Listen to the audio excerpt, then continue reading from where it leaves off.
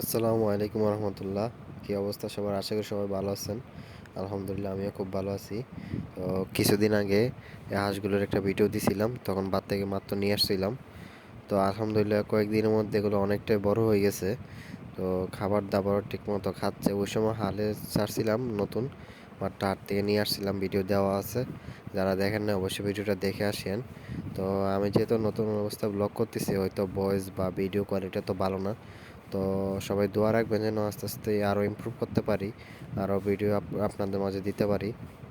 তো হাঁসগুলোকে খাবার হিসাবে আমি নর্মাল খাবারই দিই, বসি কুড়া আর আপনার লতা পাতা দিয়ে আর কি।